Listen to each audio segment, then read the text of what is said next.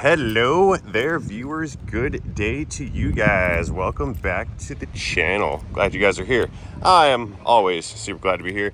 We are approaching a Chevrolet Monte Carlo Super Sport. I think this thing is an 06 model. It's got the 5.3 liter V8, the Ocho front wheel drive, and customer states it has a check engine light. I had hopped into this unit yesterday and had discovered said check engine light. We found it has a P0420, a P420 trouble code. Now that's not the 420 some of you guys might be thinking about. This is a different 420. There's a P430 code and a P420 code. Both of those codes are indicating a catalyst system inefficiency, which is going to be a bank 1 or bank 2. Traditionally, the P420 is going to be bank 1 and the P430 is going to be the bank 2.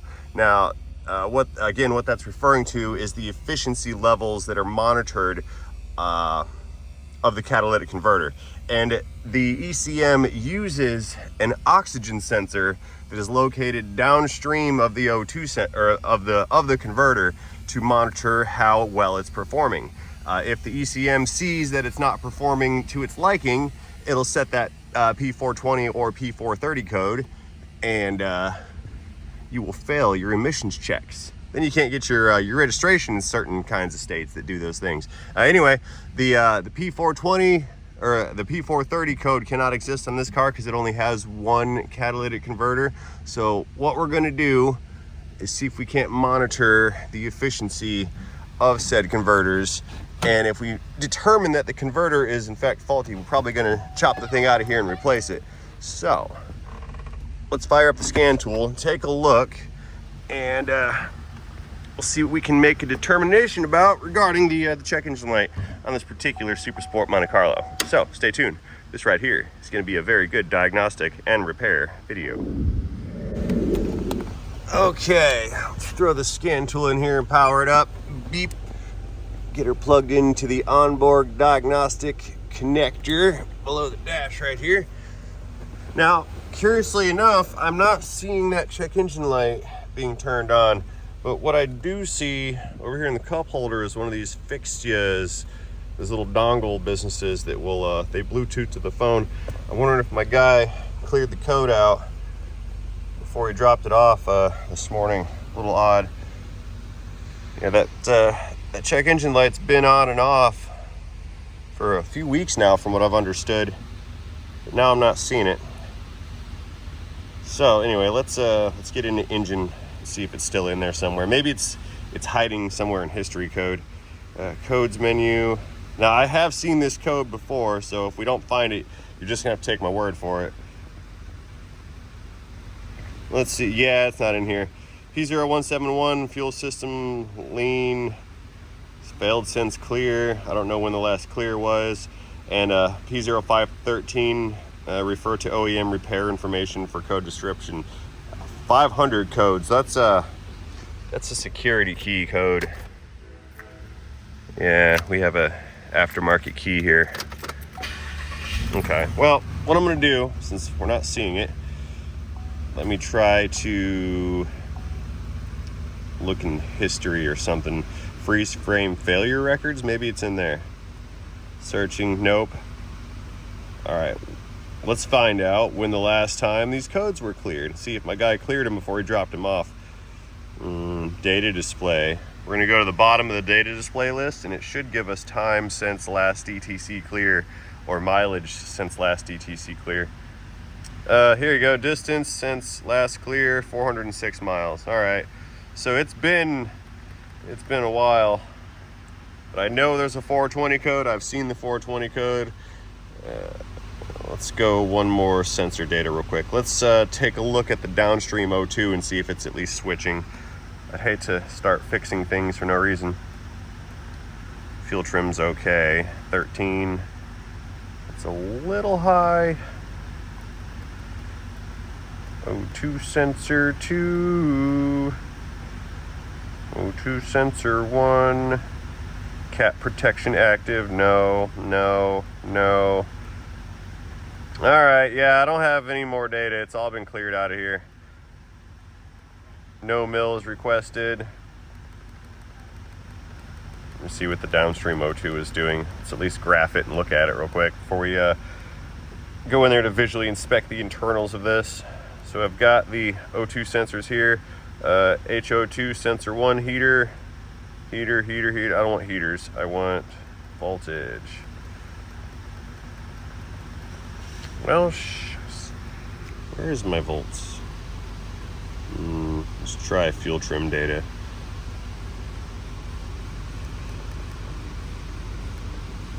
There we go. Let's go ahead and graph these units. Do a foregraph. Graph, please. Graph now. There we go. Okay. So I've only got 2 sensors. Sensor 1 right there. And sensor 2, that's downstream right there. That guy's kind of stuck. That's stuck high voltage. Let's give it some throttle and see if it changes. I reach down, throttle it up.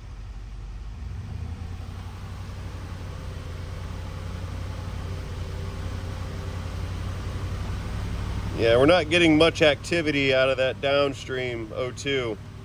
See that?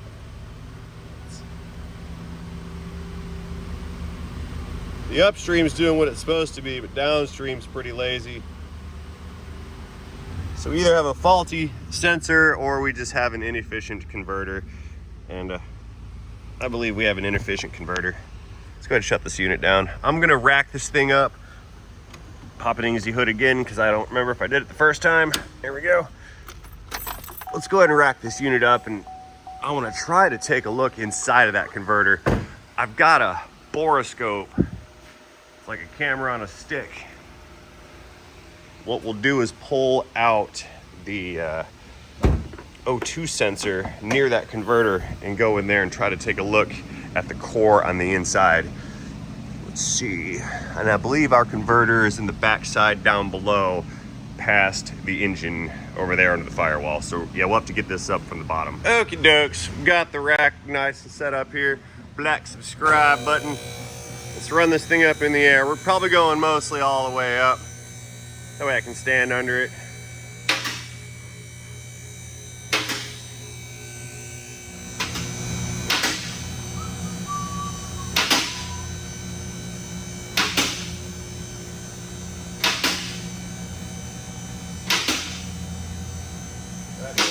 Not straight, it's sideways. Not okay.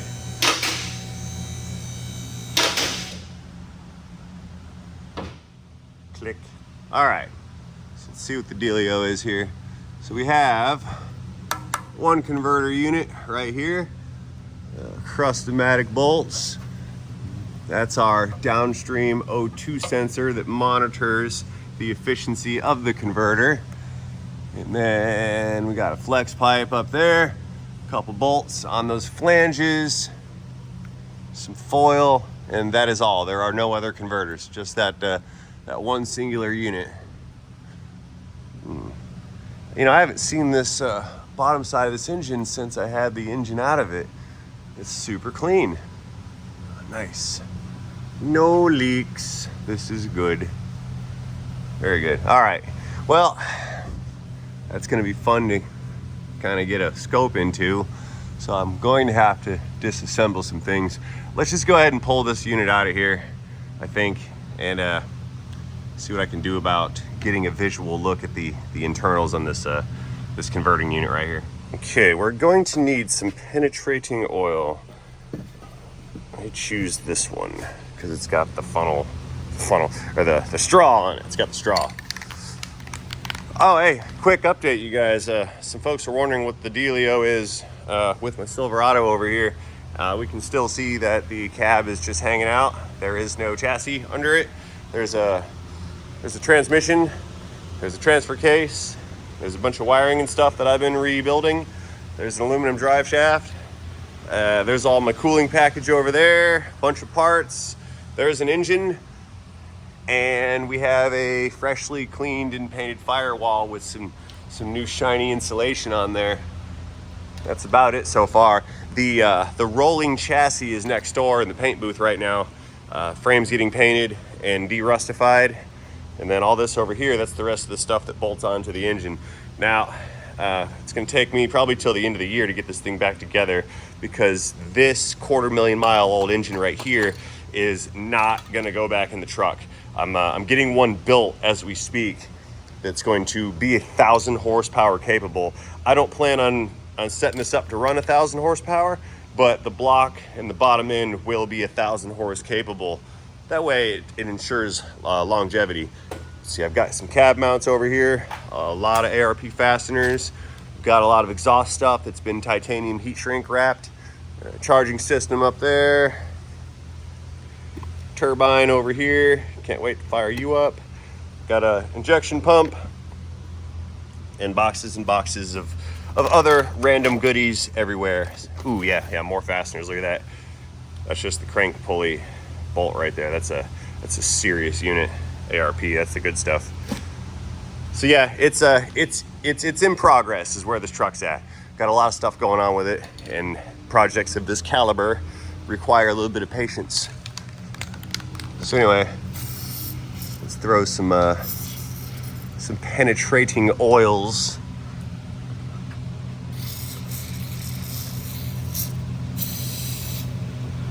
Get that one on there, and then a little bit up here. Fire. There. Okay, let's let this stuff soak in. I'll try to crack these guys loose, and then we'll get this thing kind of pulled down. So typically what will happen with a catalytic converter failure is the engine will suffer prolonged periods of misfires. Those misfires will allow raw fuel to escape the combustion chamber and enter the exhaust stream. Once that fuel meets the catalyst bed, it kind of absorbs into the catalyst and then starts to burn off. When it burns off, it superheats the catalyst bed in the converting unit and then melts it. And now, once it's melted, the exhaust cannot flow through the catalyst, and the catalyst can no longer efficiently catalyze the exhaust gases. And then the sensing elements will determine that the sensor, or that the converter is no longer performing efficiently, and then it sets the code. So in short, they get clogged up. That's what happens. Ooh, yeah, I'm gonna break this one off. Yeah, that was close. Okay, well, that's not coming off very easily with the wrench. Let's bust out get a socket right here. Move some light out of the way. I'll try it with a socket and a ratchet and see what happens. It's crusty, rusty, that's the deal. Exhaust. Unclickage. That was good. Okay, it's coming apart.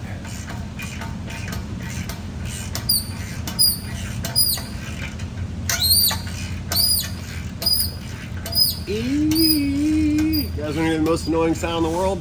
That was it.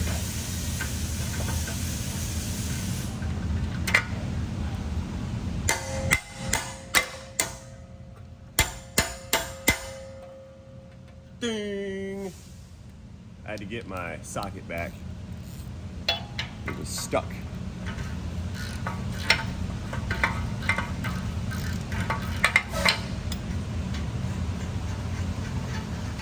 Okay, there's one fastener, and then the other has already been broken loose.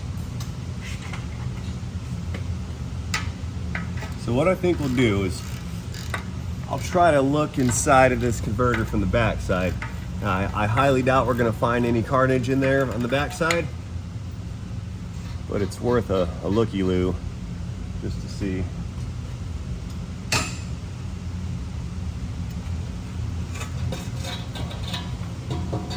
Go. So,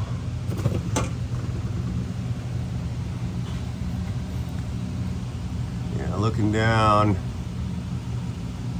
Yeah, I think I do not believe that I can see any damage on this unit from back here. It looks pretty good. See the bottom of the O2 sensor? See that right there in the middle? Oh, I see one section of the converter with a clog. See how that's like looks like a bunch of straws packed in together. Each one of those little tubes runs all the way up the length of this unit. I see there's like one on the right hand side at like the 2 o'clock position that is blocked. Now what we want to determine is if the front side of this is all blocked up. So we need to continue the disassembly here. Let's see. Let's go ahead and disconnect this electrical connector for the sensor. Come out of there, you. No? That's not happening. Needs two hands. It's a two-handed operation.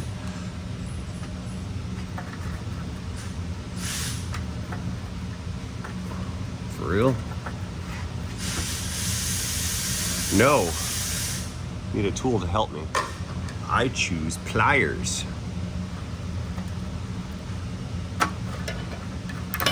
Broke that.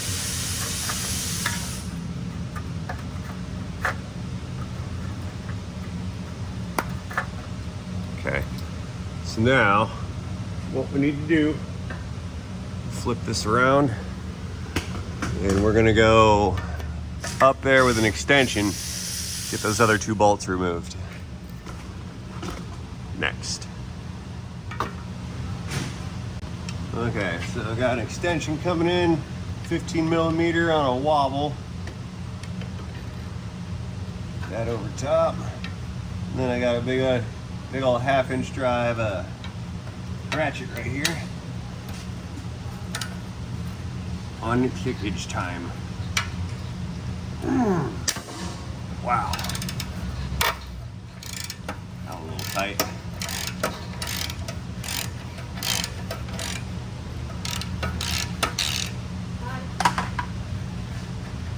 Pull this guy out.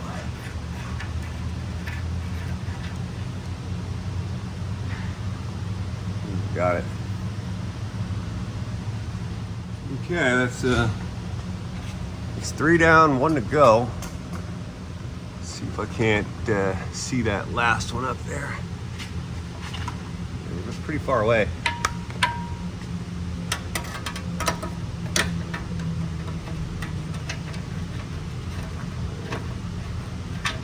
Get on there, please. Got it. Good connection.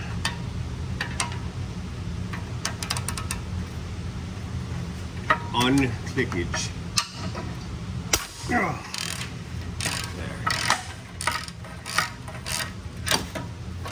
Uh-oh. Lost it.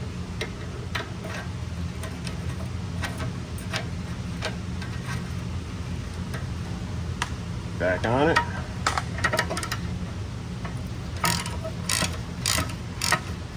Okay, it's coming down.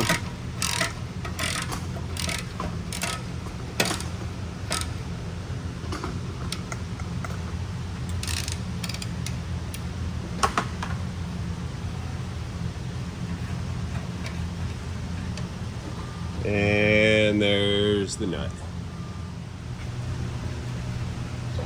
Still a little warm. You got it. All right, converter. It's out. Okay, so here's what we're gonna do. Got the boroscope here. It's a camera on the end of a stick, and we are gonna go down inside this hole right here, take a peek at what the front side of this converter looks like. All of what it looks like, yeah. So that's our intake side from the engine, and then our sensor back here that monitors the catalyst bed inside, and then of course the exhaust side. So we're going in this unit and we're gonna take a gander at what it's looking like down inside that hole. Let's see if I can't get in there. Get in there, please. Didn't want to go around the corner. Bear with me, folks. Let me feed this in.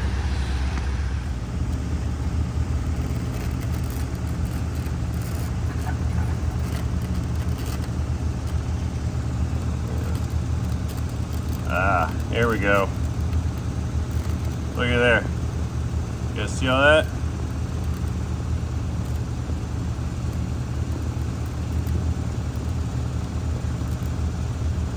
That is highly melted.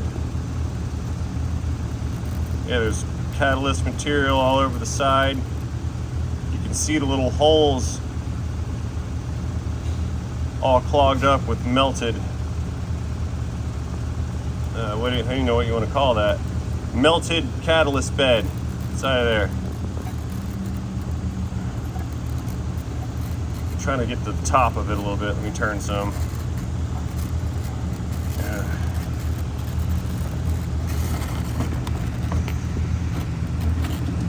Come on. Okay.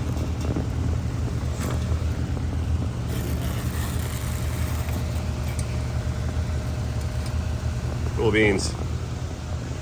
Well, that's conclusive enough for me. The replacement is on the way. It's not here yet, but I do believe that that's our smoking gun. Let's get this foil out of here. Don't need that. Come here. Gasket too. We don't need that. Well, I mean, we do, but not this one. This one's not any good. Okay, so new converter's on the way. It has been ordered. When that thing gets here, we'll slap the new one in with some new gaskets and then fire this thing up. Then we can recheck the downstream O2 sensor waveform and see if we get a change from the previous waveform. We will. All right, so we've got two gaskets here. One little flat gasket and then one is this little round crush gasket ring thing right here. So the flat one, that's gonna go over the flange back here at this resonator. And this one, it's supposed to get crushed between those two flanges in there. Hard part's gonna be making it stay there. So what we can do, yeah, it's supposed to like just hang out right there, but it's not gonna stay, it's gonna fall out. So I'll grab some grease and throw some grease on here, and the grease should keep this thing stuck to the flange long enough for me to get it in position, then bolt it down. So let's try that. There we go. We're gonna use some petroleum gelatin stuff. Gross. Smear that on there. Nice and thick like.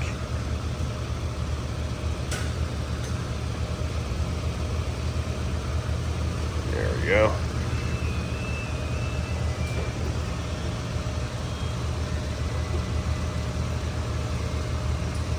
There. That should hang on to it long enough for me to put this flange back together and bolt it on in order to crush that gasket to make the seal. Okay, converting unit. Get this thing up in position.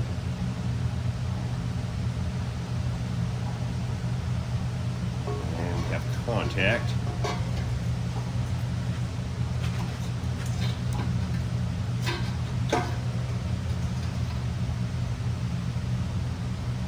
There we go.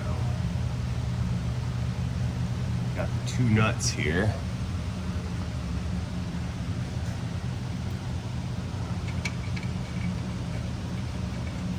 Do not want that gasket falling out. If it falls out, I will be upset.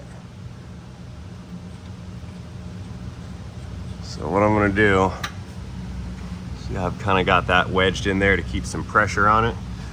I'm just gonna grab the extension here and we're gonna put that on an impact gun. I'm gonna hit those two nuts as hard as possible, as quickly as possible. That way it cinches down on the flange so that gasket can't fall out of there.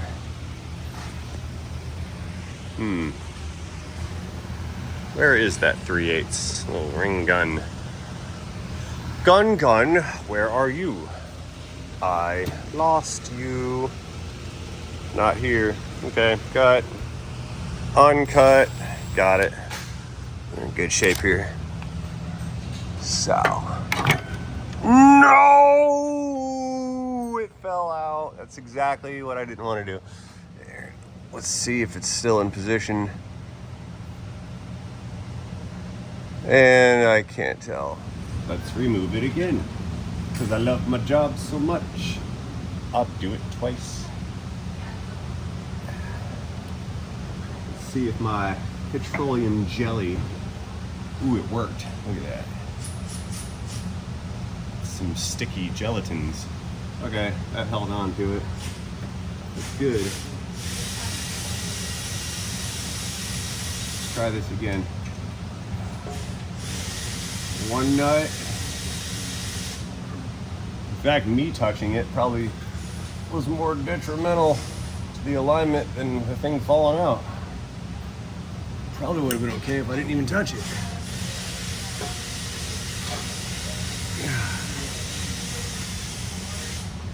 Okay.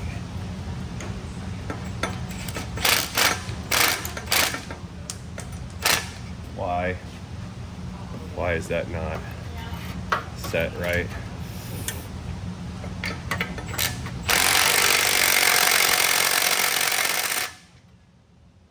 There. There's one that fell out.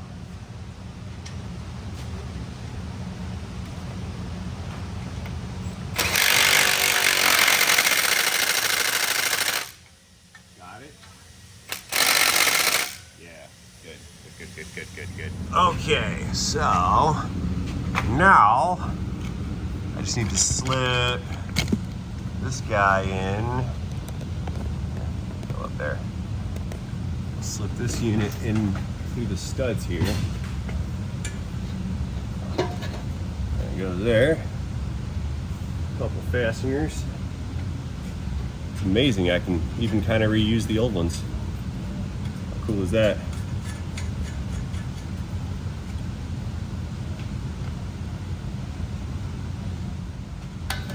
Tighten this one up. Clickage. That's one. Come here. Let's get that last one in there. We need to go over in a moment, fetch the O2 sensor.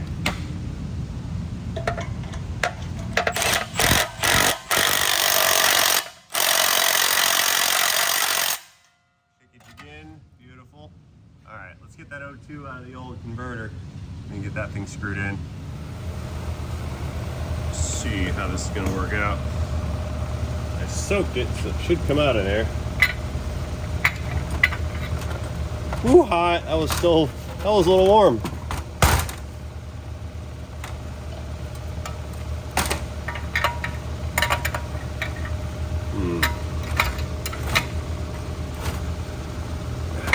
Nope. Nope. Put this on the floor and stand on it.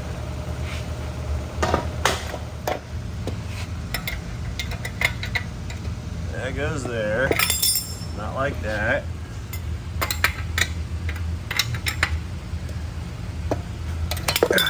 There. Standing on it. Highly effective. Okay. So now,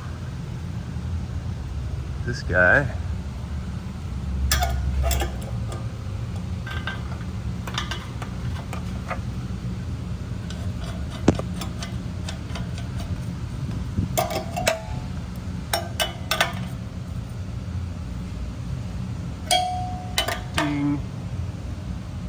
leakage. You go there, then this little thing, wrap that back around, plug it in. Just figure out how to tuck this in so it doesn't flop around everywhere. Yeah, that'll do it. Okay, well, let's fire it up and make sure we don't have any leaks. And then we can check that scan tool, see what everything's looking like. Flashlight.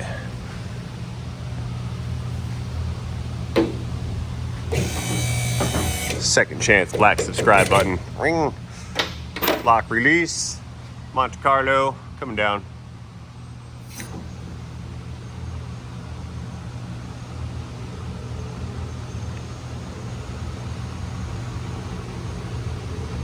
And contact.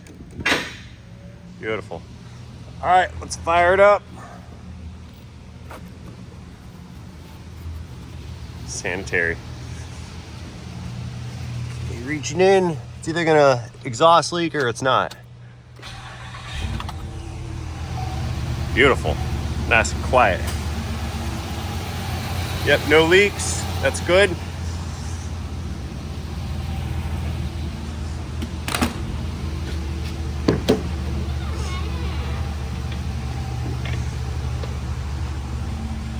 Hello, Skinner.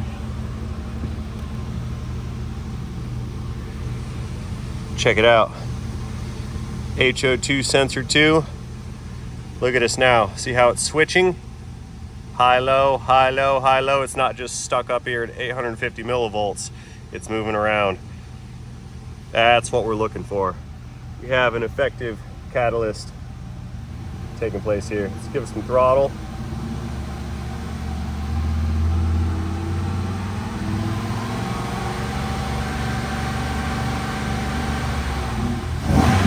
Yeah, buddy, that's what we need to see. Good, good, good.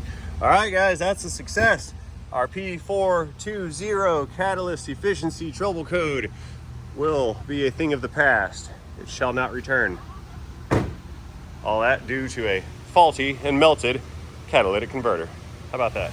All righty, folks, I do believe that's gonna bring this video right here to conclusion. I have nothing more to offer you on the repairs in this particular vehicle at this particular time. Let me know what you think about this car, this diagnostic process. Have you ever experienced a P420 or even a P430? If you have, if you're a 420 kind of person, let me know about that in the comment section down below. Do not forget to engage that like and subscribe button while you're down there. And most importantly, do not forget to have yourselves a fantastic day. See you guys later in a video in a Chevrolet Monte Carlo Super Sport 5.3 front wheel drive, P420 trouble code, in an exhaust repair, in a catalytic converter, in a transmission. Encore presentation. We're gonna give this thing the Amsoil treatment real quick. I've got a can of Amsoil Performance Improver, and I've got another can of Amsoil Upper Cylinder Lubricant. This stuff is designed to decarbonize the combustion chambers, piston rings, and things of that nature in order to provide a clean engine interior. So all we got to do here is go to amsoil.com or use the link down inside of this video's description, which contains my dealer number. Select that link, go over to Amsoil's webpage and put in product code APFocus, APICN, and that will give you the performance improver. And you can also use product code UCLCN. That's for the upper cylinder lubricant. All you've got to do is take these guys right here, and if I can figure out how to open them up, there we go. I buy these guys by the case, not by the bottle. But you open them up, stick them right there inside of your fuel can, stick them in the hole, dump them out. That's our upper cylinder lubricant and our fuel system performance improver cleaner. Dump that right on in, mix it with the gasoline. Glug, glug. Then you unscrew it. Wiggle it around some, don't play with it too much. Good to go. Gas cap on, a couple clicks so you know it's good. Service complete.